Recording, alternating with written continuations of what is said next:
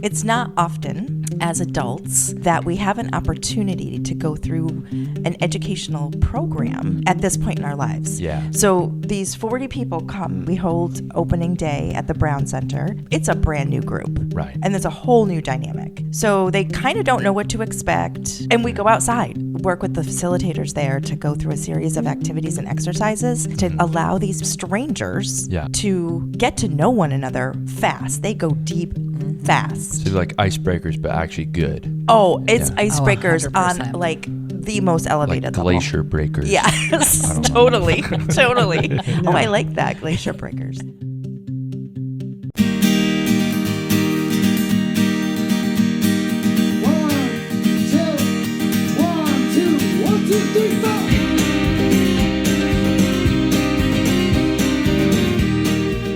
You're listening to Granted Goodness, the show about optimism, progress, and problem solving in and around New Hampshire.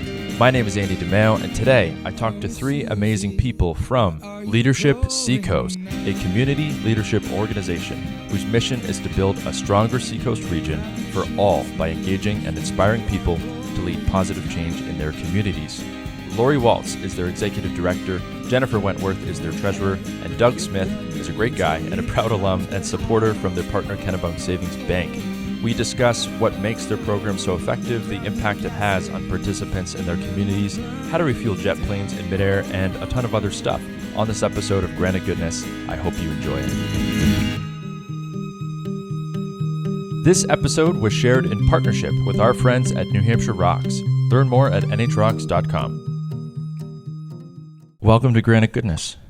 Thank you. Thanks for coming having on. us. Yeah. I've wanted. Thanks for bearing with me. I feel like I've rescheduled this like 7,000 times, and we're finally here. It's the way it was meant to be. Yeah. Why don't we start, like, the three of you introduce yourselves, say a little bit about who you are and, what are you doing here? Like, why do you want to come on the show? You want to start? I'll start. So my name is Lori Waltz. Hey, I'm Lori. the executive director of Leadership Seacoast.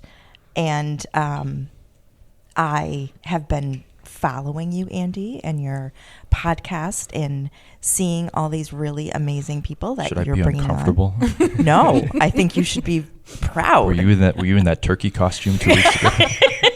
Oh, we have another walker. There they go, too. This is live. It's all happening live.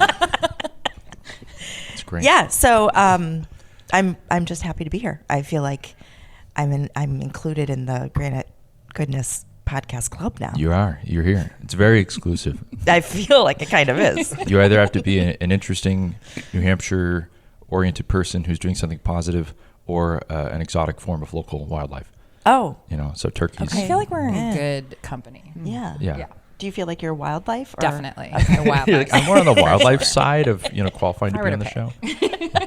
Excellent. Yeah, no, I feel like I've seen your name. It's so fun to like meet people in real life. I try and do these in person when I can. I haven't yet had to do one virtually, but like you see someone's name a million times in the email or on the internet, and it's like, who is that? You don't get a sense of them until you're here in real life. So I'm really glad you're here, Lori. Thanks. And thanks for like consistently like making. We making this happen. were going to be on this podcast. This was the year. One way or another. It has been on my board report for a couple of months. Oh, good. We had to make this happen. We're gonna make you look really good. That's what I love to hear. Yeah.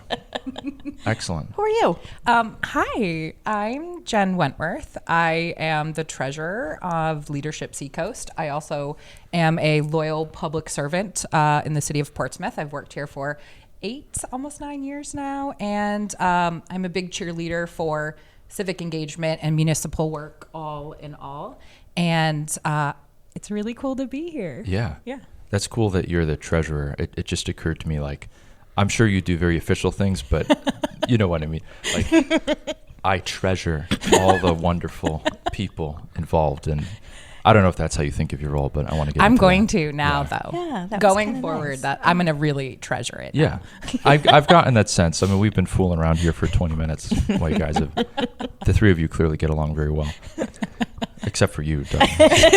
You're the troublemaker. The outlier. Yeah. I'm glad that I was able to convince you that I am a happy, nice person. Yeah. Yeah.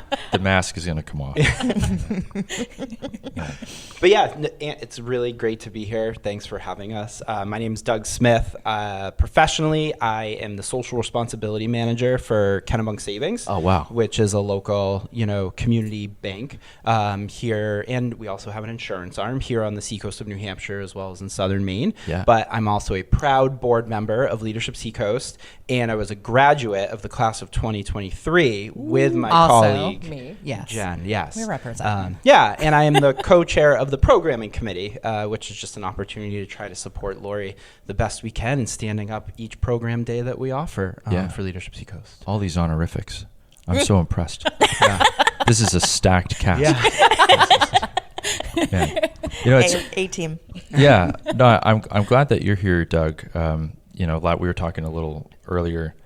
Friday was TEDx Portsmouth. Yeah. Some of you We're guys. so lucky to get you off your, know. your train Oh, of no. wonderfulness I'm glad that you're it's riding over right now. with. I mean, it was fun, but a lot of love given to Kennebunk, meant every word. I had all these other because they don't really tell us what to say. They're just like, please thank the sponsors genuinely because they help us do amazing things and introduce the speakers. And then up after that, we can do what we want. So do somersaults and bananas and all these ridiculous things that they didn't know. I missed the somersault. Did you do a somersault? I did two. I did? I don't Okay. really remember. Oh, good for you. It's all kind of a blur. Maybe one of them involved a I banana. saw the aerial performance. Oh yeah, Yeah, That I was missed the somersault. that was there. Okay. We did want to get lowered onto stage, and then they were like, "Yeah, we can do that." Absolutely not. But I had all these other nice things I wanted to say about Kennebunk Savings Bank that I either didn't have time for because they'd be like, "Hey, we're going a little long.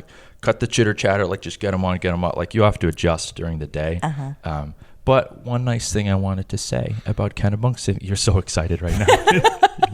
The edge of a seat. Yeah. Well, Zach is very involved. He does all the videography, and I've interacted with. We're here to talk about Leadership Seacoast, but it's all He's also Woven here. together. I'm He's doing a also with lattice us. with my fingers, right? Yeah. I don't know. I just feel like you guys, you talk the talk, you walk the walk.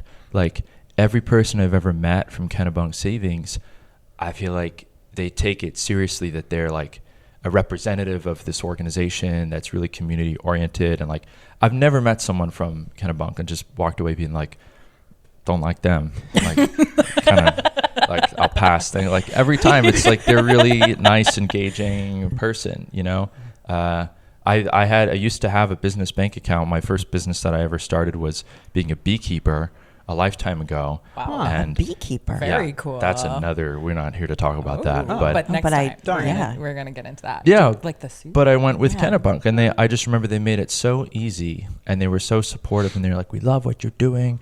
I just felt I don't know, it was a really positive. That's awesome. And we were talking before we started recording, all the interesting, you're trying to make the the hold message and the music more interesting. Yeah. It's clear that you're thinking differently over there about Yeah. what it means to bank, Yeah. and to manage all this stuff. So I just wanted to. I had all these nice things in my head. I didn't have the chance to get them out. This felt like the natural opportunity to dump some more love on Kennebunk Savings.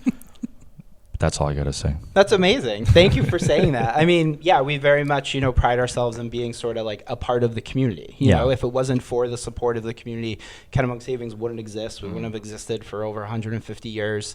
Wow. And my role specifically, we have a commitment to donate 10% of our profits every year back to the community, back to nonprofit organizations that are doing amazing work to celebrate community and bring community together and bring people together, but also address some of the larger challenges that we have in the community and what can we do as a financial institution or as an insurance company to help sort of grow that as well. And so, and the fact that you haven't met anybody that works at Kennebunk Savings and then you walk away and you're like, we also very much have a very strong volunteer initiative. Everybody loves to be able, many people within the organization just love to be able to get out into the community and give their time and their knowledge as well. Yeah. So it's a pretty great organization. Thanks for recognizing that No, I and for just saying that. I wanna feel very give it- lucky to be able to work for this company. We're all lucky. Yeah. And you're here. And here we are. I can't wait. So tell me, the whole story, what the heck is Leadership Seacoast? What even is that? I mean, I know what it is, but the people listening, like, what the heck? Who 10,000 are we? Yeah, What do we do? Like, what are you doing here? Like, Yeah, what is this? I know. What is this organization? Well, let's start by just making sure everyone understands it's Leadership Seacoast. Yes. Sometimes people like to swap that around, and maybe not a big deal to some folks. Sure. It's a big deal to us. So we just like to remind people that it's Leadership Seacoast, and it goes alphabetically. Okay. L before S. Yes. Easy. Good Right? tip. Yeah. So we're a community leadership organization. We have a program. We have one main program, our signature community leadership program, where really we focus on bringing individuals together through an application process. Yeah. And they start a 7-month journey to discover assets around the region, identify where there might be some gaps and challenges in finding solutions to the issues that present themselves. We design the program so that the class really connects with each other and the people that they're hearing from, the subject matter experts that come in. Yeah. And finally, the goal is to inspire them to go back out into the community and make a positive impact and work together for a collaborative, collective change to improve the lives of the people that live here. You're speaking my language.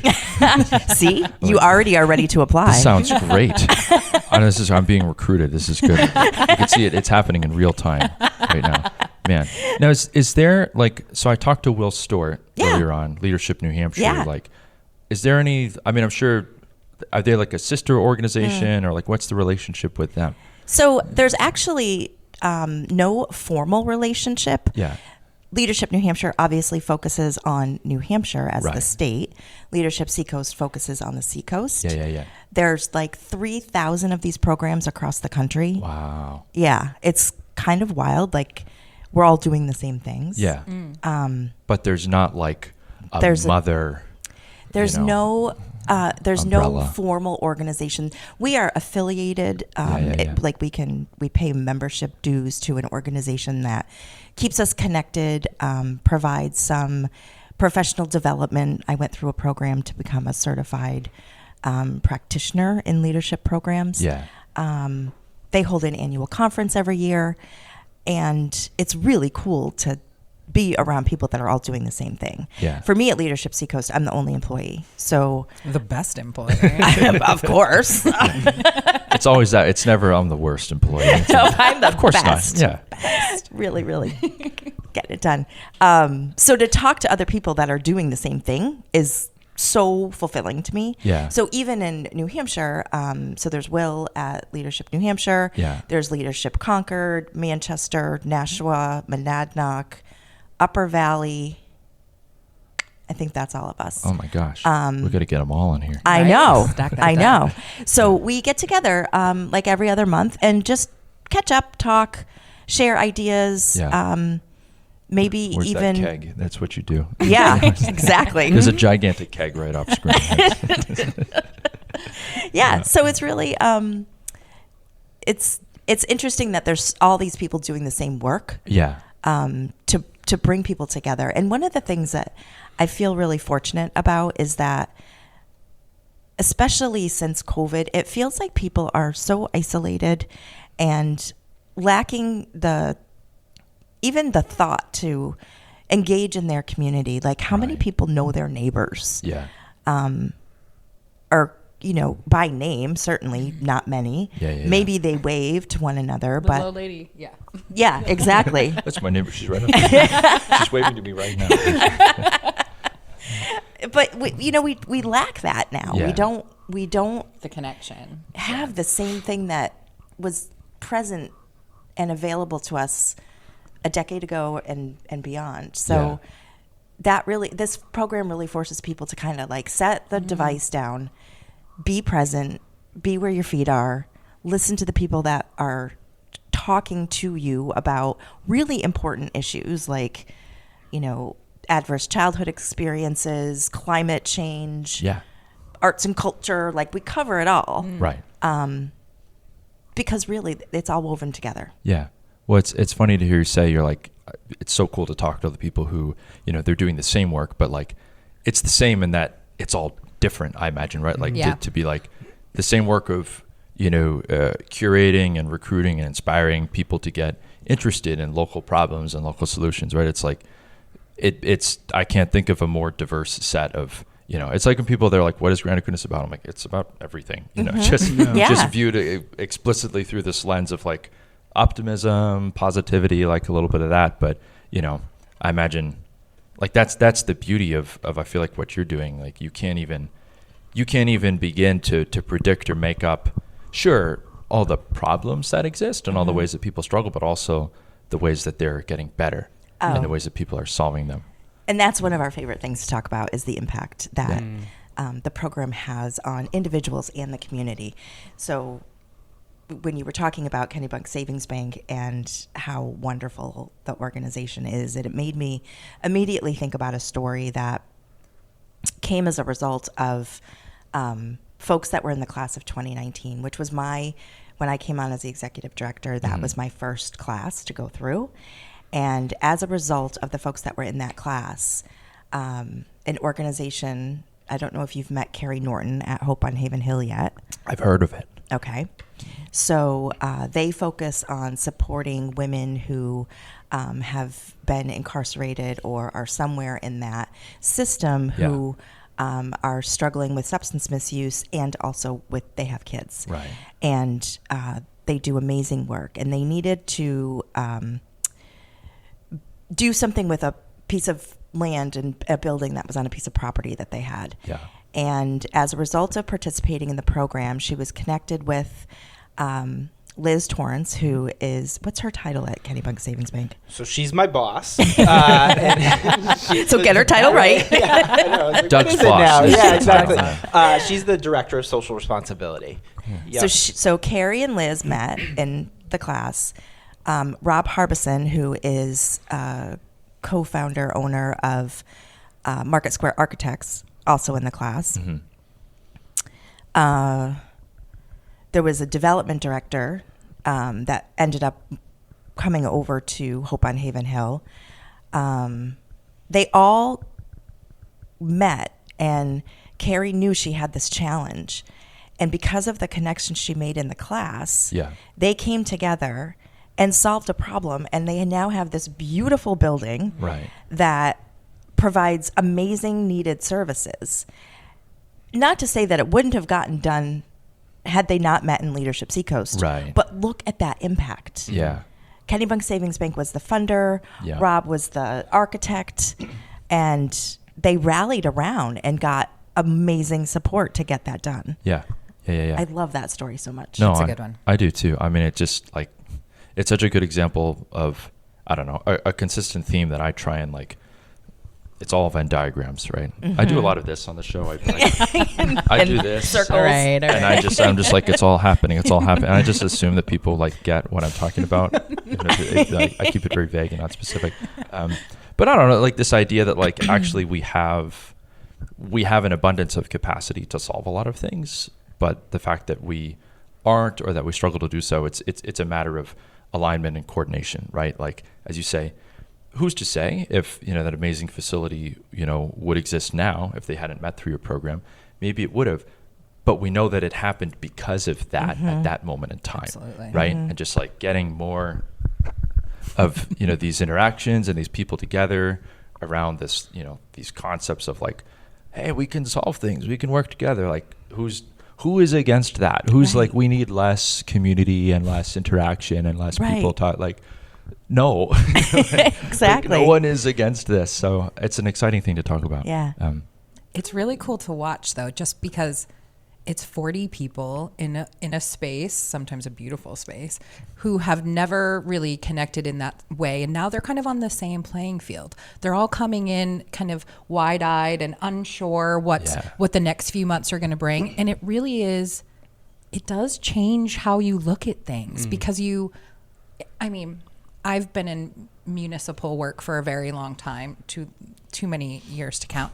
And I still didn't know about some of the ways that government worked or the judiciary system worked, or, you know, these pieces that are so fundamental in how our community thrives or does not thrive in some cases.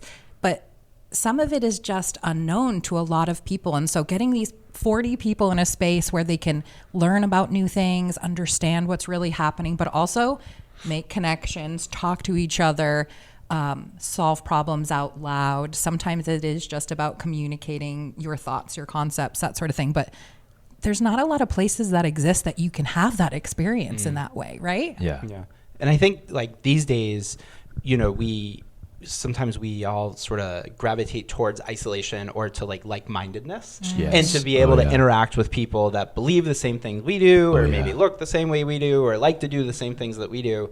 And at Leadership Seacoast, again, it's like this cohort of 40 people. Right. You know, they're all brought in one day to discuss a certain topic, and you may have sort of your preconceived notions or your original thoughts and beliefs on it. And as the day goes on, and you hear from more and more, you know, subject matter experts that are working in this space and really like painting this picture as to what it is that's happening, your thoughts start to sort of change a little bit as well, right? Yeah. Like you open yourself up to be able to lean in a little bit more, learn more, or maybe appreciate a little bit more some areas where maybe you didn't know everything, right? Yeah. Or maybe you didn't have all of the facts, and you have an opportunity to interact with other people that might be on a different side of that fence. Sure. And it's that opportunity just to come together and have those conversations. Yeah. And it's creating that safe space where those conversations can be had. Right. And that you are then more empowered to hopefully go back and talk with your friends or your family and maybe shine a little bit of a light on, you know, something that you just learned. Yeah. And the hope is that that's sort of, right? Yeah, that trickle down. That puddles pools out. What is it? When you drop the pebble in the water, it Ripple. ripples. Thank you. That I've ripple got effect. coffee. Thank That you. pebbles thing, the thing that pebbles do. Yeah, you know the pebbles. Yeah. There's another walker just for everybody And 2 keeping dogs. score at And there's home. a dog. There you go. So I believe we're two now dogs. 4 dogs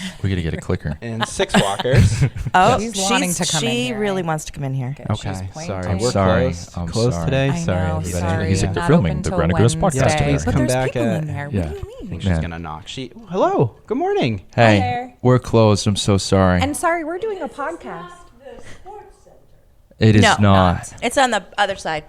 around the side. Yeah, You're thank welcome. you. Take care. Have fun. That's great. Yeah. I love when stuff like that happens.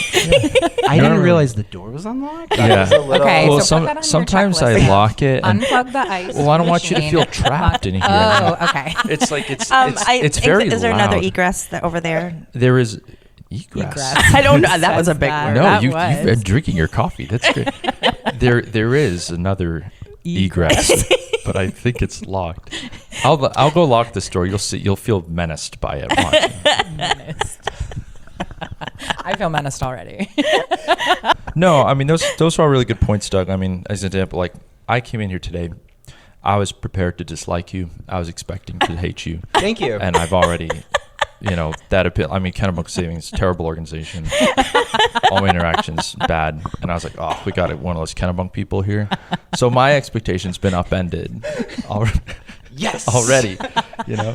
My job is secure for another day. Yeah, exactly. Yeah. Amazing. No, I mean it is a really good point though, right? Like people like there's all this talk now of like echo chambers and like there's no nuance and all this stuff, and like I don't know, it might be a radical notion to some people, but I would like to believe or operate as though, you know, we can act with nuance. People are complex and smart generally, and like I think it's good to have our views challenged and to interact with people who don't agree with you. And like, that's part of what I like to do with this show, you know? And it's just like the safe space thing, right? This idea that like, I can say a thing and someone will be like, oh my God, I'm going to kill you, you know, Right. for right. not Well, knowing, we've right? lost the ability to have civil discourse, right? Yeah. Like it's an all or nothing situation now. Yeah. And that's scary for people. You know, you find that people don't want to share their thoughts Right. because there's a fear of how the other person's going to react. Yeah. So I love that you mentioned, Doug, that, you know, we create a safe space for people. And Jen, that you said that everybody's starting like at the same point, they're on an even playing field. And I think another unique aspect of the program is that it's not often as adults that we have an opportunity to go through an educational program at this point in our lives. Yeah. So these 40 people come into we hold opening day at the Brown Center. I don't know Love if you're. oh yeah. Okay. Of course, Oh, because you went to UNH. Yeah.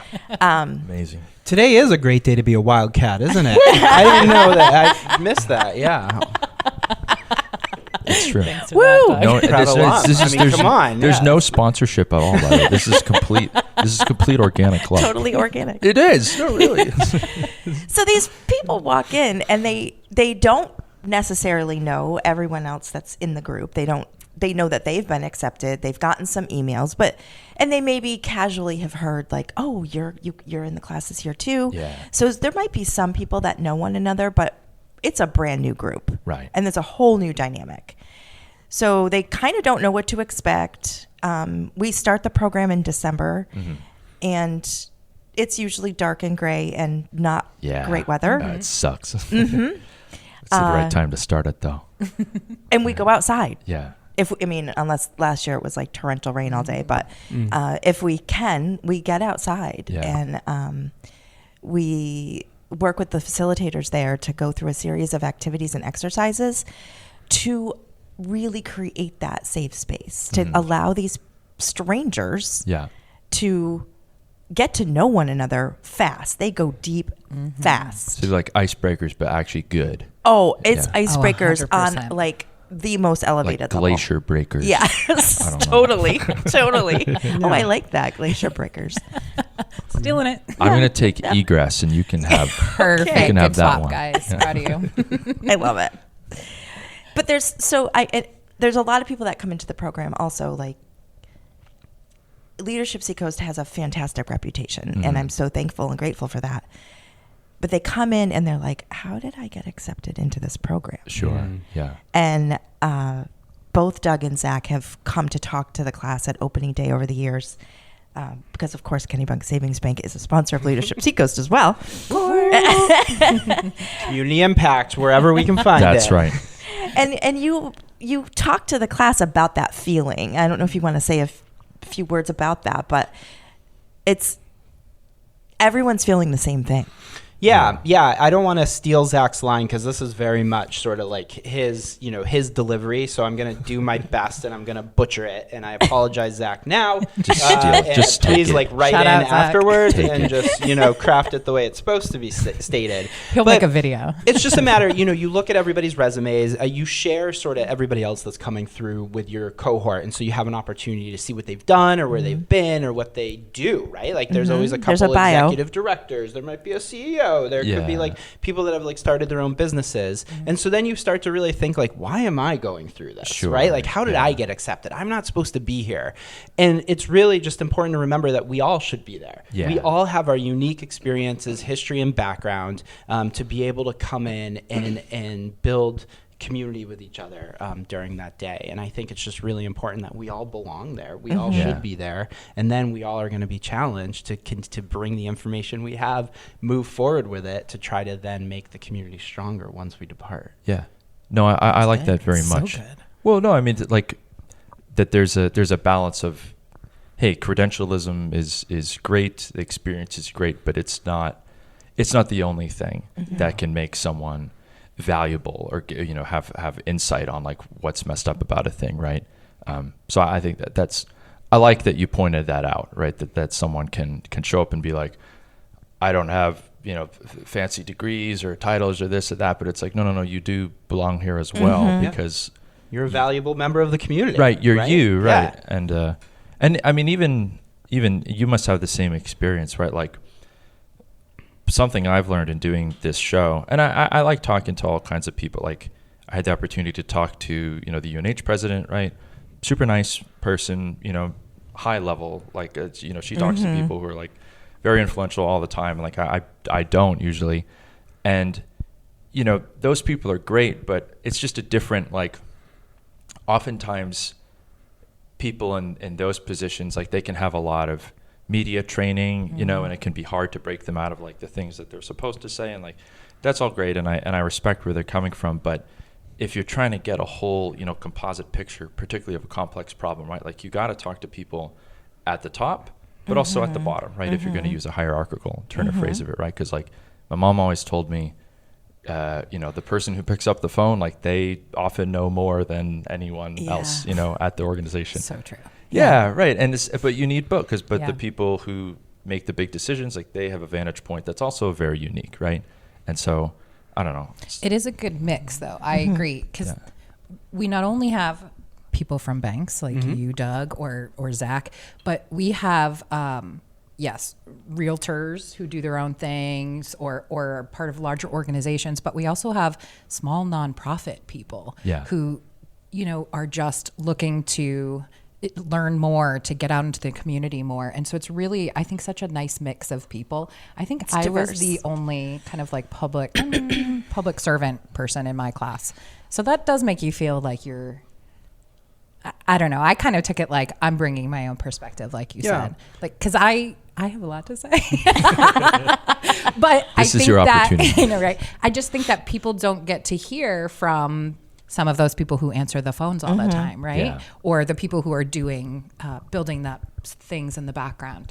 So this is the platform for that everybody gets equal space, equal opportunity to engage, learn, interact with people that they wouldn't normally. Yeah. I mean, we had an opportunity, we had 2 members in our group when we went through that were part of the New Hampshire Air National Guard. Oh my God. And just to the sort of best. hear about that experience, right? Yes. And one person, how much they've been able to sort of travel around through their work and then end up, working in Portsmouth at Pease, and then just all the different experience and expertise that they've learned and the different things they get to do. Yeah. And one of the really neat benefits of this partnership that Leadership Seacoast has with the New Private Hampshire plane. Air National Guard. Welcome to where we are. It's not a Lucky. private plane, but Yeah. as you know, at Pease, they do maintain and operate refueling planes that will refuel other planes in the air. Wow. And so we have an opportunity to go on one of their practice runs. Oh my gosh. So for my 6 God, it was hours or amazing. 8 hours, we're in the air. And the time that we went, there were 2 other refueling planes in the air with us. So a total of 3. Yeah. And they just kept taking turns, cycling through of who was going to pair It up was so with cool. who I to love deliver that. fuel And to you're them. watching And then you're it delivering happen, fuel. and you're in the cockpit. I was in during takeoff. It was insane. Yeah, it was. That I was the in the best cockpit day. with you I during forgot takeoff. you were. We I have right so many next to each pictures other. of you, Doug. Yeah. But we couldn't Is this post why any of the we love pictures each because they other were so much? classified. That's So then right, we I had to see. delete almost all of them because of some of the switches and controls. But I mean, it was just like I've never ridden on a military plane before, and I've never been able to be in the cockpit while they're happening. But then just sort of hear and understand all of the ways that they communicate with the different pilots on those 2 planes, because we're literally in midair, right? Like, Right. I don't know, so many thousand feet up, and then we're And they're actually going sitting to in touch these little the other cubbies airplane. Like, it's a with a controlled camera crashes, control. right? Oh my God, Controlled it's crashes amazing. the whole entire time. It was amazing. But like those are some of the opportunities we get to have. And then it's totally different. Well, I don't know. Do we want to go all the way into it now? I could talk for hours. What other questions do you I have? want to Sandy? know Let us how know. do they even. Well, it's fun. Like I'm imagining like you're on a bungee cord outside of the plane, being like, "All right, Doug, you see the hole? Unhook it." You're like, "What? I can't hear you." But it's interesting. So we were Doug refueling. If I get to, give me 2 more minutes. One of the planes. This is why you're here. One of the planes that was being flown that day was an older model, and I'm not great with details, so don't ask me what exactly number letter the numbers thing. or what Yeah. they are. Was it but like was the an older Spruce model, Goose and so thing? the person that operates the boom, which is the long pipe that comes from your airplane that's gonna meet up with the other airplane over the on the top of the roof I'm glad to you then deliver clarified the that's fuel. what the boom is, because I. That's didn't what the know. boom. That's That's the what they boom. called their Yep. boom. I love that the you person that operates the doing boom well in the though. older plane is laying on their stomach at the back of the plane, and they have these 2 controllers that they move left and right to get the right Like you're direction in a and World then War in and II out tank. to make Yeah. sure that they get it right in the hole. Wow. But then on the newer models, the person operating the boom is sitting right behind the pilots. So Yeah. up front, and everything is through a screen with like these really special goggles they have to wear and Yeah. all of these things, but it's all done through cameras. And it's just like, just that one advancement, right? That somebody used to just be laying on their stomach with these 2 controller with like joysticks. Just Yeah. baffled me. Yeah. Baffled me the whole entire time. And it's I'm wild. blown You away can by see the eyes, like the color of the pilot's eyes How in the close jet. the plane Like, gets to the back and of the how other plane. How high up we are, how fast we're going. Oh, yeah. Like it's And how far it's out? We went insane. out over the ocean and then kind of went to New York and then kind of came back. Yeah, like Yeah. sometimes we go Nova like Scotia? up to Canada. Canada. Yeah. down Like, to we like do this all the Long time. Island. Yeah. Yeah, it's I know. Sometimes we go to Canada. Sometimes we go just a Over night in the Vermont. city if we feel like Yeah. it. You know?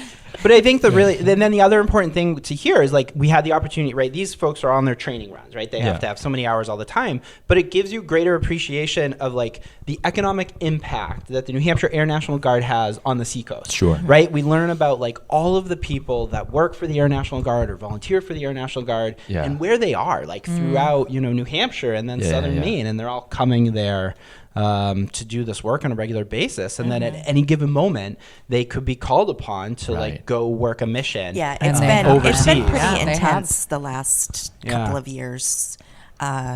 In fact, we weren't sure we were going to get a slot for the refueling mission this year, but thank goodness Colonel Perrin came through and was like, yep, we're going to make this happen. Yeah. But Because everyone who applied they're like, why'd you apply? They're like, the refueling mission. some people truly, I think it's a really cool perk. But we also go to the Portsmouth Naval Shipyard and tour there and learn about the economic impact that the shipyard has on this region. I didn't realize until I took the tour, it's its own little city. Like it's what you see from the waterfront. Sure. It's a whole nother thing when you're actually there. It's huge. Right? It's huge. It's an and island. there's homes and it's got this like own character and Has a bowling alley. I've been bowling over there. it has a bowling. Swear to God. Well, I knew it, and it used to have a bar, but And I a think bar. that closed in COVID. Really? Oh. Well, That would be it's still very cool though. I mean, I'm not an economist, but I like fantasize about being one sometimes because I always feel like they know these interesting things. Like to look at the giant planes that always go up and be like, oh, the economy, like that's not a reaction that I think most people have, right? And it's often talked about in this kind of like dry, like can we get 0.2 more points of growth on paper, right? But like to humanize it in this way and to remember that like it really is just like it's all these human people and interactions like put together, right? And like can we channel it towards productive ends that make people's lives better, right? Like I'm all in favor of that, like how do we humanize this giant abstract thing that we talk about all the time, and right? and to remember that there are humans that are Absolutely. doing this work. Like I think sometimes we get desensitized and forget that It's there not are a human machine. lives. There's bodies in the actual submarines. Right. They're doing the work in there. Oh, yeah. It's not a machine. For Criminal Justice Day, we for years have gone to the Stratford County Courthouse and learned about treatment programs that are sort of diversion to for a very certain set of population to participate in a program that would keep them out of jail, and then if they complete it, it's very complicated. They would have their sentence removed from their record. Right. And then we go to the Stratford County Jail, and we have lunch there, and we hear from inmates there, and that is particularly this year, there were a lot of ICE detainees there, right. And to understand why they're there and the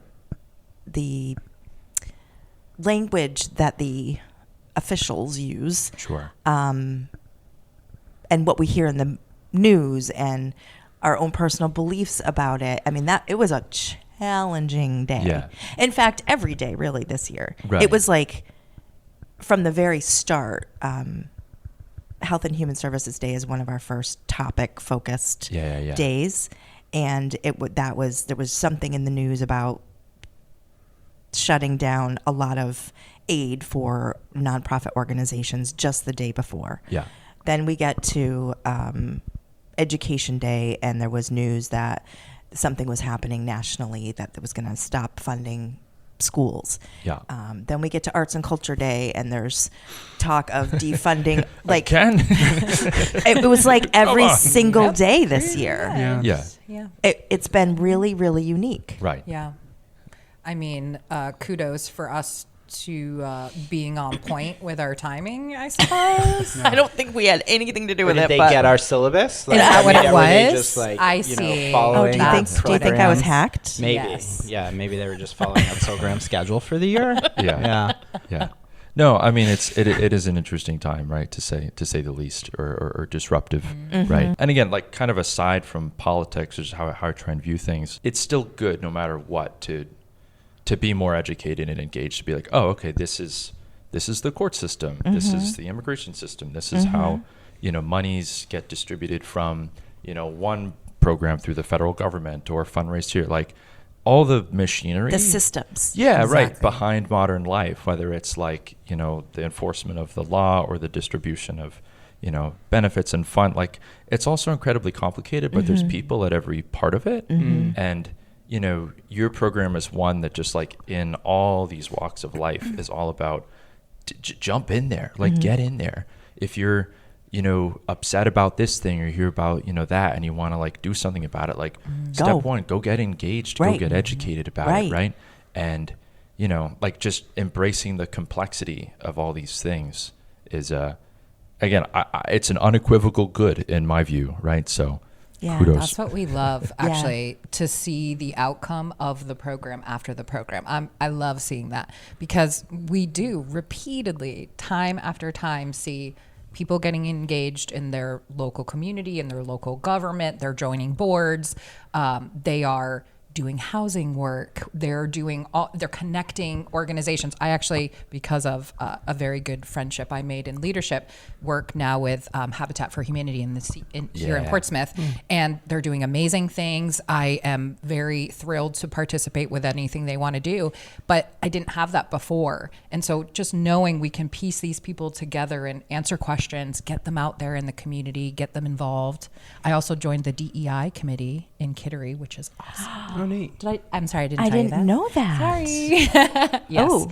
And add another thing to my list. Yeah. We need a coffee Diversity, date. Equity, and Inclusion Committee in Kittery. It's pretty awesome. Yeah. And since we have Pretty Kittery. Yes, our magical Seacoast bubble here, but it's huge for us in Kittery, especially because of the shipyard and the diversity we want to maintain because of what that brings to our doorstep. So huge. That's awesome. I would like to hear, like, in that vein, and if you have a view as well, I want to hear it, but like as people who've gone through the program, right, like how did you get engaged with it in the first place, and then did your opinion of it change as you went along? How did it change you as a person? That was like 7 questions in one, but like how did the program, like, tell me about your experiences with it. How did it change you? I was nominated. You're so excited. You're like, I know. Look at she wants to hear all of it. The tea. Spill it. I was nominated, I believe, by my boss in the city, who has been my mentor for many years, even before I actually worked for her directly. In public works, we're doing amazing things over there, and I had no idea what to expect. I did no idea, honestly. And I kind of wasn't sure how I would fit in specifically. I know you talked about that, and Zach does have the line for that. But you're right. We all kind of feel like that a little bit. I'm sure there's some people who are like, oh, no, I'm going to own this. No, I was definitely not there. But I was excited to kind of see what was going to come out of it, and just interested in finding out what all the hype was about, but I had no idea it would literally change my view on everything. Everything. Totally. Like, I've made great connections. I have, put myself out there in ways that I never thought I would before. I'm teaching art classes on the side. I teach painting classes. I wasn't doing that before. Like there's a whole thing about kind of just feeling exactly like that. Yeah. Doug, who says he's not artistic at all.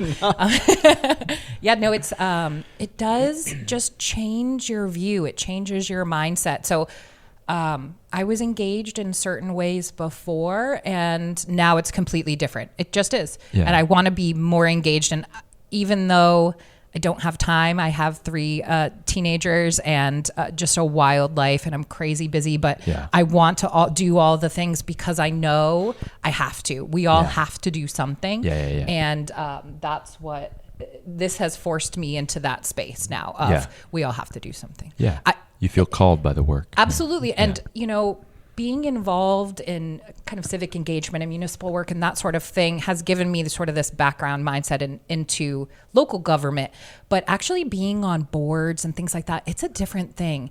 The people who generally have positions on especially civic and local engaged boards are older generation. So no knocking on them. I love their engagement. They are strong-willed and they want things to be done the way they want. And I love that. But we also need a range of backgrounds and classes and everybody, like LS, right? Everybody needs to have a seat at this table. Right. And if we want our community to be better, if we want housing to be better, if we want to move forward, we have to have everybody at the table. Yeah. That's well me. said. Yeah. No, I love it. That's amazing. Can I just say ditto, or do I have to say you're not gonna beat that? No. So yeah, we could just move on. What the point is. That's great. Thanks, Andy. Yeah. I really liked the lunches, and I heard they were good, so I came for the lunch and the coffee. And the plane. Yeah, and the plane. Stayed for the plane. And stayed for the plane. I was like, I'll check it out. They threw the sandwich at me while I was 10,000 feet in the air. We had to bring our own lunches that day. Okay. Yeah. So. But what you had was classified.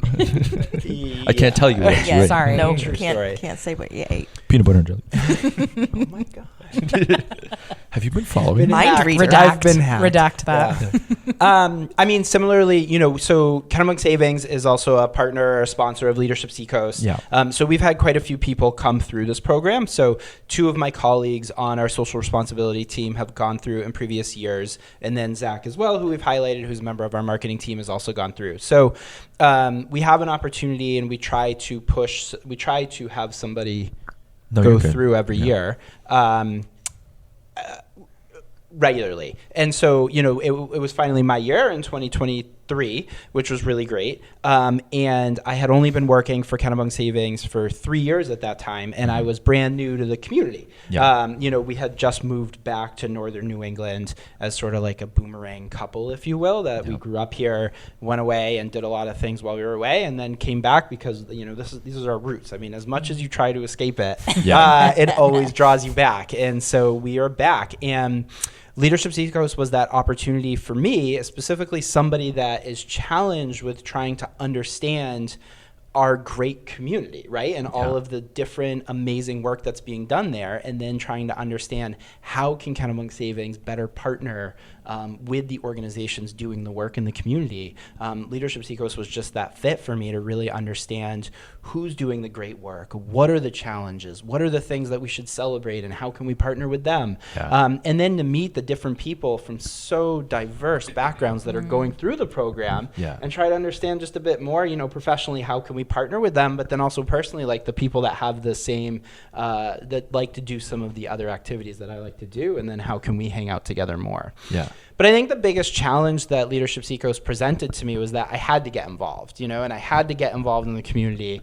And as lazy as I am, and as dedicated and committed I am to my family, I was like, I don't really want to do these other things, but yet I felt like a schmuck because I didn't get involved, right? The shame. Because I wasn't putting. So we guilt people. So so I felt very guilted by Lori specifically, just being like, "What are you going to do?" And then I was like, "I think I'm going to join the board of Leadership Seacoast." Right. Actually, I was invited. I didn't, but it was just more of an opportunity to ensure that this program continues to remain strong and then improve itself, become even stronger moving into the future, so that's even more accessible for people, so that it is even more aligned to the needs of this community, so people can continue to engage and understand what are the amazing things happening, what are the challenges happening, and how can we all collectively come together to celebrate and also work on some of those issues. Yeah. Right on. Yeah. Do you feel like when Doug joined the board, the organization started to I mean, I feel like direct correlation to, right, things happening. So you're welcome. We had standards, and then they just, I don't know what happened. I don't know what happened. I don't know, but, he's got to finish out his term, Man, right on. No, I love it. I mean, that's incredible. Okay, one other question that I had for each of you. What are some things that you feel like are really unique about this organization, right? Especially as you think of like your peers, other leadership organizations, right? At whatever level, state, other regions. I'm sure they're all great, right? But like, I don't know, give me some of the special sauce. And I can already think of like 7 things, but like, what's the special sauce of Leadership Seacoast? And it might just be the Seacoast, because this is a very unique I do think that region. that's a huge part of it, is that we're all here. So, and the Seacoast is pretty big. Like, it's not just Portsmouth. It's not just, Rye, Newcastle. We're actually like, we would consider it up to Rochester. So, Dover, Rochester, that's a huge region. That's a huge population volume right in that area. And even in southern Maine area too, Peeps, Kittery, there you go. But I just feel like we're all here. And so the potential for connection and the potential to leverage all of those people that you meet now, right, Doug? And just use those relationships to a new level, right? Enable each other to do better together. We're not reinventing the wheel. We're working together to make things better in our own place. I think also it's a testament to the fact that the organization has been around for 37 years. Yeah. We're not brand new. Like, I was looking over the alumni list just this week. As you do. As one does. like a yearbook. Oh. Kind of, yeah. What happened to Stacy? Yeah. Well, because she's one of our refueling goals. jets now. One of our goals is to make sure the alumni come back and stay connected. Yeah. And Chief Newport, Chief of Police here in Portsmouth, he's an alum. Some of the staff at the city, alumni. Oh, yeah. Yes, Sean is the Deputy City Manager of Economic Development. Yep. Sean Clancy. The economy. Sean Clancy, yeah. The economy, there you go. Leaders of nonprofits, Kathy Beebe at Haven, Carrie Norton, Hope on Haven Hill. There was a big Ben Van Camp at the Chamber. There's just so many folks that are here still, like Doug said. Once you're kind of a New Englander, you're always a New Englander. Yes. And we don't go very far. And if we do, we come back. Yeah, no, I mean, as far away as we go, they just keeps calling us back. Yeah, you just come back. And I think that's really one of the special treasures of, this area, and that there's so many people here. I was at an event recently, and the president of Piscataqua Savings Bank, Ben Wheeler, he's an alumni. He comes in with his colleague. He's on our admissions committee. Yeah. I went through the program myself in 2017. He was in my class. Then Justin Finn with Finn Wealth Advisors, he comes in. Yeah. It was like there were Leadership Seacoast people everywhere. Jess Hamilton, right? Habitat for Humanity. Yeah. Like, it feels like a mini reunion anytime I'm out and about. Right. It's just that we are everywhere. Yeah. I feel a little uncomfortable by that statement, but in a good way. I know. I know. You think anyone could be. You've got to get into the club. I know.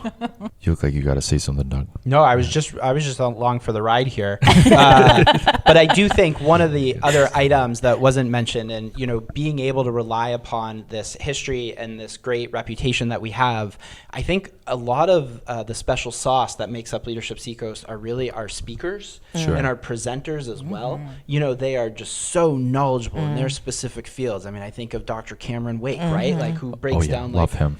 Okay. I went on his boat once. Really? Oh my God, I'm so jealous. Yeah, he's a big sailor. He loves to sail. Oh my gosh. So every once in a while, I'll take students on his sailboat. But he's just like, the way that he breaks down, like climate change and the fact that it's real, he did it, like his opening 3 sentences, I won't take it from him. Right. So and for anyone listening that hasn't heard him, we got to save, Yeah, exactly. So I'm not going to take it from him. But it's just like, we have so many, there are so many different people. There's like just the diversity of the participants going through, but also the diversity of the presenters coming to talk on their specific topic, and they're just so knowledgeable. I think it's probably pretty unique compared to when you think of some of those other leadership programs that are throughout New Hampshire.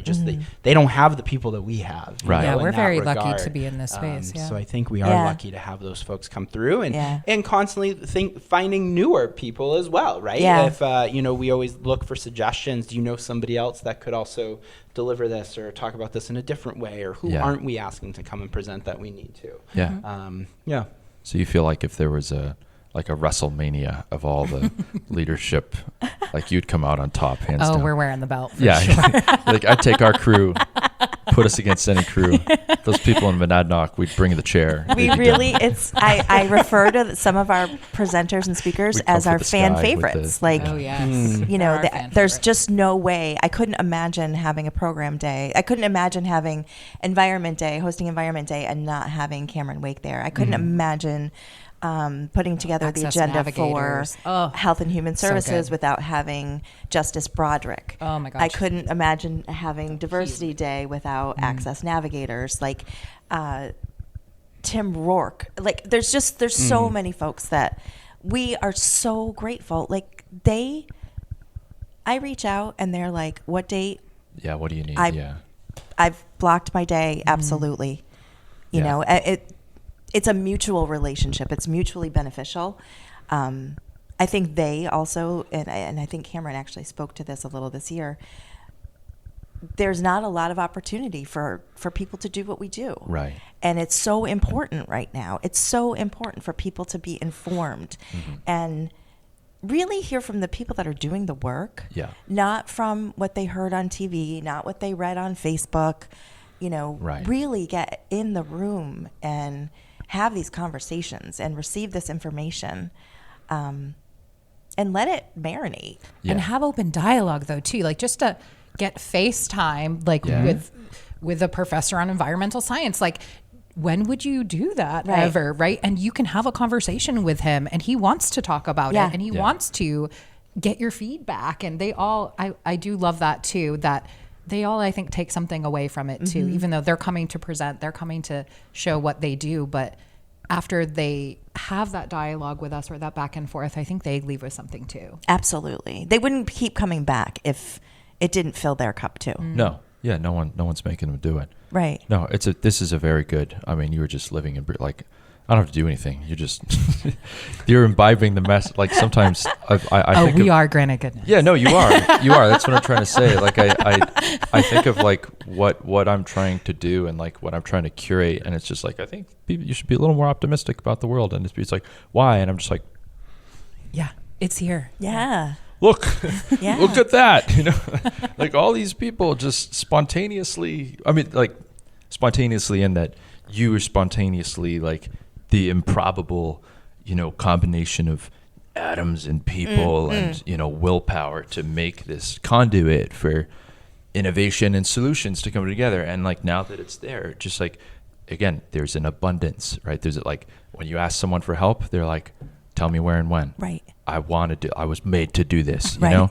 And it just like, I don't know, there's a real art to that and it doesn't happen by accident. And the fact that, again, like you've been around for 37 years, everyone who's gone through the program, like, I mean, I bet you'd struggle to find a single person who's like, oh, that Leadership Seacoast thing sucked. You know, like, can't, 0 out of 2 out of 7. Do not recommend, right? 2 like, out of 7? Yeah. What scores? I don't know. It's not I think the person's wrong, you know? But no, I mean, I just, like, we have problems, but I feel like when we put them in context, and it's like, oh, well, actually, there's, you know, hundreds and hundreds of people all organizing under this, you know, group to be like, you solve, or help make better or talk about it, right? Like, it's just like, wow, how can you not feel optimistic? You know, like that's the impression I get. Yeah. In hearing you guys even talk when about it. Even when it's a hard talk, and that's the challenge, I think, right? Because it's not easy. There are days where it's fun because you get to meet animals or like go on an airplane. Yeah. But there are definitely days that you just leave there feeling defeated because the problems can be so large, right? Yes. And even though you have this group that you can commiserate with sometimes, it's hard to know where to start, where to begin, where to be involved because the problems can just be so big. I think when people are in the program, like, you know, the class of 2025 right now, they have one more topic themed program day, government day, on the 21st. And then we have closing day on June 11th, followed by their graduation. So they're almost done. Like a house. I'm sorry, real estate. So used to hearing that. Closing day. My friend just like is closing his house. House, so Closing time. Yeah. It's exciting. So they're almost done with the program. And, you know, it can feel overwhelming. It kind of feels like you're drinking from the fire hose because there's so much information coming at you. It's so fast.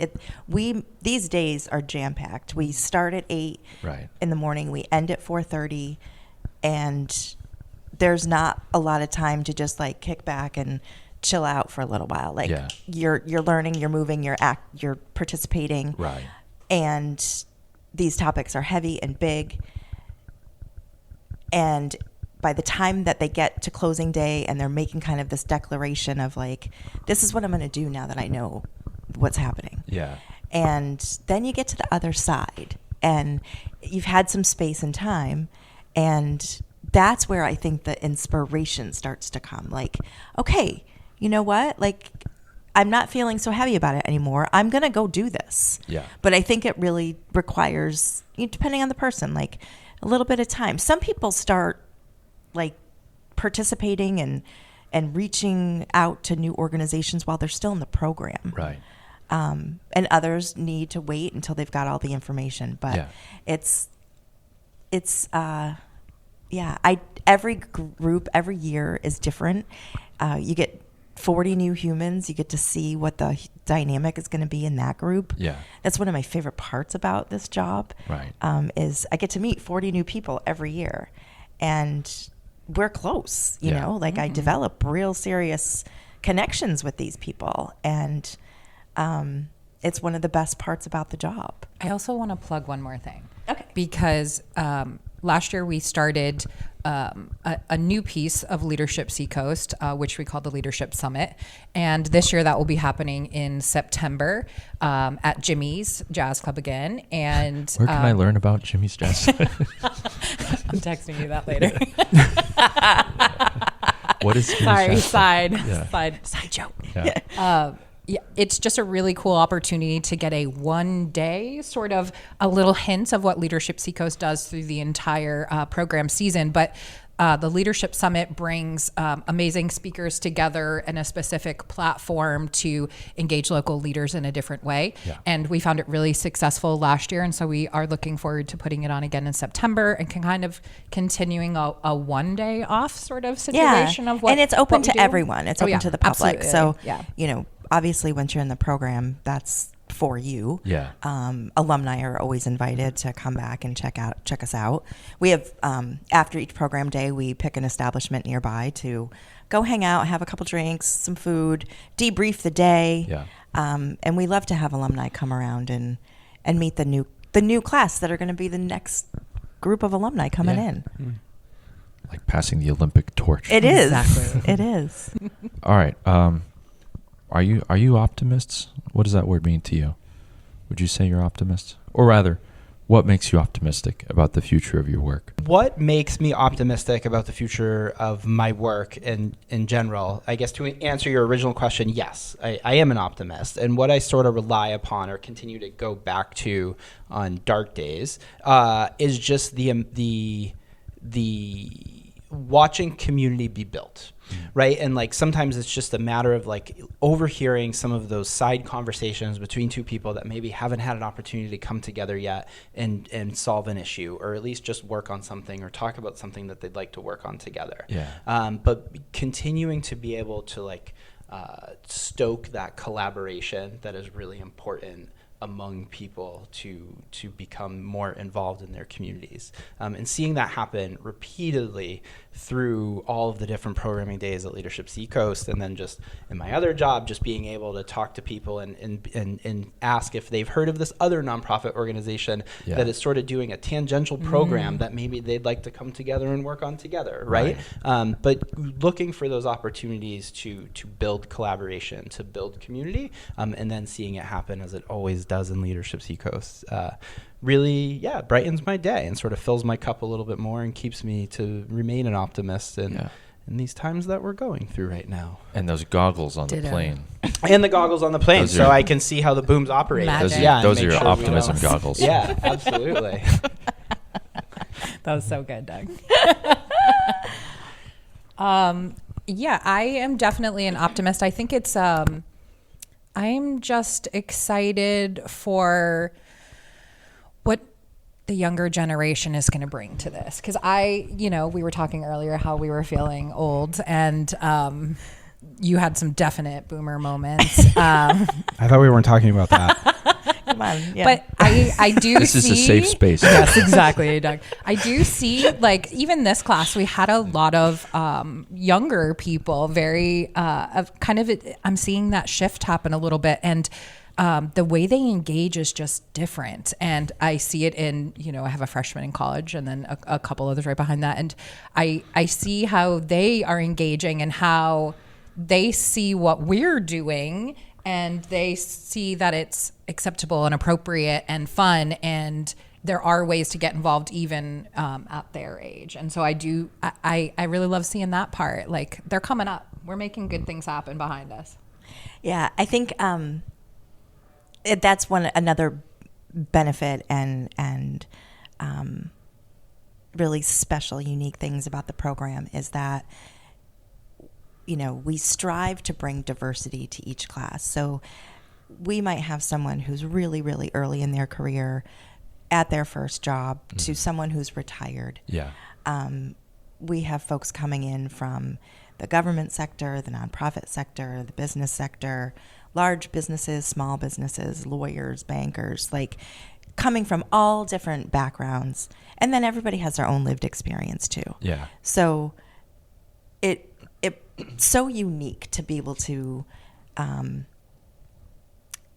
participate in something that's truly life-changing. Yeah. We hear that from our alumni all the time. Like, this program literally changed my life. And I'm thinking, wow, that's really a pretty big People statement. don't say that all the time. No, right? Like, so that keeps me optimistic that this is sustainable, right? This work is always going to be needed. Yeah. And someone has to keep doing it. Someone has to keep reminding other people that community is important. We need each other. That's for our mental health, for the health of the community. We need one another. And there's not a lot of opportunities to be in spaces like that. Yeah. So that definitely keeps me optimistic. No, I love that. It's funny you say that. Like, I remember as a kid, and I think this is just like a kid thing, being like, stop talking to me and being annoying. Like, there's all this, programming and, and it's a wonderful thing. Like, not everyone gets to grow up in such circumstances, but I remember being a kid in school, in middle school and elementary school and high school, and just being like bombarded with, the places they'll go, and like all the Dr. Seuss and a really positive messaging of like, you could do anything, like, youth, kids, education, children, the future, and it's great. It's fantastic. Like, how lucky am I to, have grown up in a school system with, and a state and a country with like positive messaging for youth. Right. But I remember thinking, just starting to like self-actualize a little bit as an adult, like, hey, this is great, but like, what about the people who aren't kids? Like, and I remember having this sinking feeling of like, this idea that once you're an adult, it's like they write you off, as they're like, oh, if we can't get someone to be, I don't know, a positive, productive citizen or whatever as a kid, then forget it. There's no, and I just like, what the heck is that? Yeah. Like, this idea, like, where are the interventions or the opportunities to get adults, at all, stages of life interested and engaged and involved? You say, like, I mean, I know why, but like, I don't know, like you can do sports and art and theater and music and all these things as a kid, and then it just like it drops off. Why? And I know, it's like people get busy, but like I wish it wasn't that way. And I feel like your program is it's the most perfect example I can think of as like, yeah, kids are great, but like, what about most like the working age people? Can we get them a little more?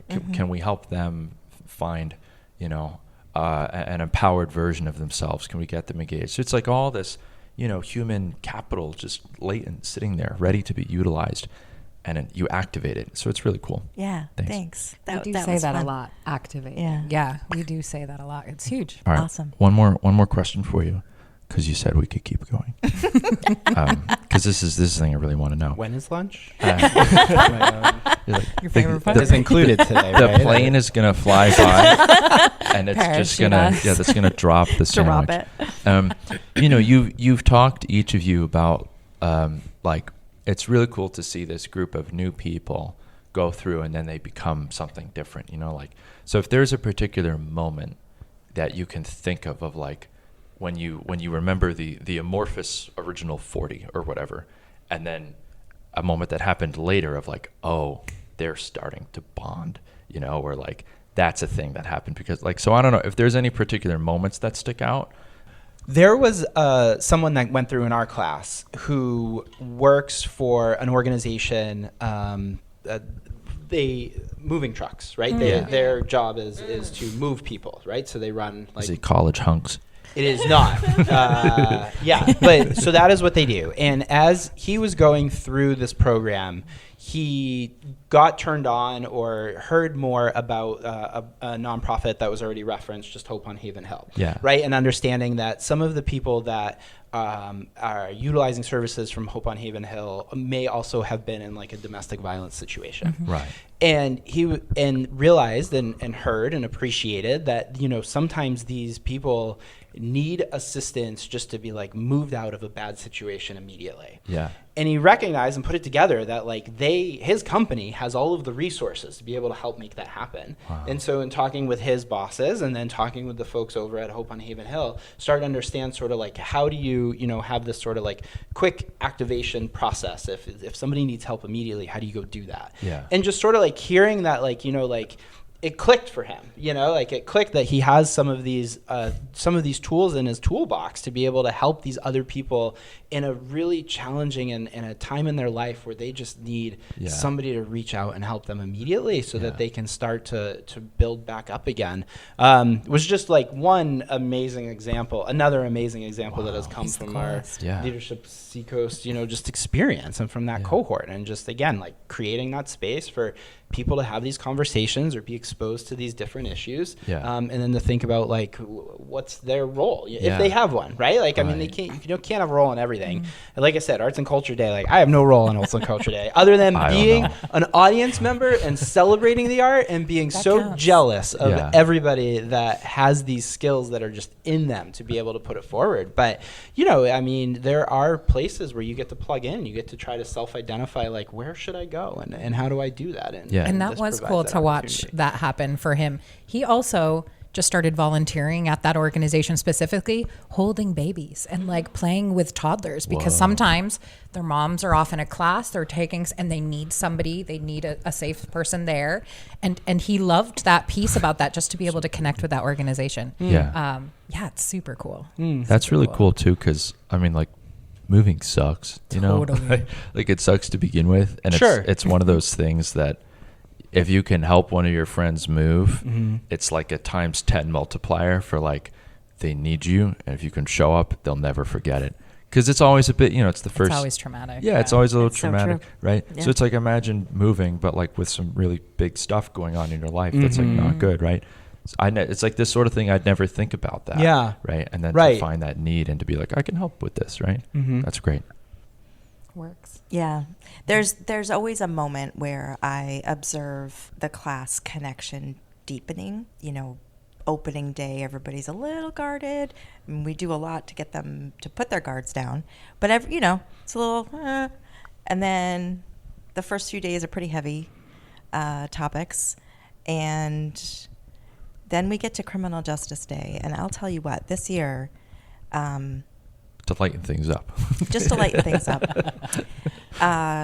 one of the people in the class had spent time in Stratford County Jail. Wow. And some people knew it, some people didn't, but everybody knew by the end of the day. Yeah. And the courage and bravery that this person possessed to re-enter that space, now that they're on the other side and excelling at life and just being an amazing human being, but to go back to that space, it was just remarkable. And it was a collective, like, wow, we all just experienced that together. Yeah. And Arts and Culture Day was last week, and the rain broke, and they in the afternoon we break them into small groups and send them out on a treasure hunt in downtown Portsmouth to see some of the really great spaces. Oh, that's so fun. That where art and culture is made, and encourage them to take selfies along the way. And that's when you see like that, and they come back with their evaluations, and they're like, "This was such a good bonding day." Yeah. Well, I love that. I mean, it shows like you can hold in both in the same space. Like, wow, we're going to learn about how hard the experience of incarceration is, right? And from this personal experience, and like that's obviously a very intense thing. And then, not long after the like, let's go on a treasure hunt, right? It's like people, again, this is the thing I think people can miss about like, optimism, positivity, right? Like it's not a denial that like there's hard stuff out there and that awful things happen all the time. Like life is tough. But I think we focus a little too much on that sometimes. And it's like, we can hold both, like the human experience is vast enough for like, yeah, there's a lot of suffering, but there's also joy, and they're kind of two weird sides of a coin, and they can fuel one another. And, and it's infectious, right? Like it's all like misery is infectious, but so is the capacity and the desire to help one another, right? Yeah. So I like that you don't shy away from the hard stuff. I think that's probably what makes your program so effective, right? Yeah. And you just said something that makes me think of an expression that I haven't used in a while, but I like to say it's not pie. Like you don't just get one piece. Yeah. Everybody has a chance. Everybody has an opportunity, regardless of what their lived circumstances have been. And I lead with a lot of empathy, a lot of compassion, and I think we need really more of that. To me. Except to you. Yeah. But I think we need more of that in the world, right? I do too. We need to come together to solve and be anything. Open to anything, right? Like I think with optimism comes a level of openness. Just like whatever comes at me, it'll be fine. Yeah. It'll all be good in the end, right? Yeah, we'll figure it out. Yeah, we'll figure it out. Right on. Well, thank you all so much for coming on Granite Goodness. Thank you. This has been, again, we are 4 people here, our first triplet episode. Yes. Very proud. But yeah, thanks for taking the time. You have an incredible organization. And, I hope our paths cross again. Yeah. I'm sure they will. They will. Yeah. I mean, they already have in the past. We They're don't even knocking know on it. each other's doors for sure. Yeah. Oh, tie-dye. Yeah. Wow. Oh, wow. Killer outfit. That was a good one. Hey there, thanks for spending some time with us, and I hope you enjoyed the conversation. You can learn more about today's guest and how to get involved with or support their work in the show notes. If you'd like to suggest a guest for the show or have any good news story tips, shoot me a message at hello@granitegoodness.com. Music for this episode was provided by the band Sneaky Miles, who hail from Newmarket, New Hampshire. Until next time, I'm the creator and host of Granite Goodness, Andy DeMeo. Thanks for listening.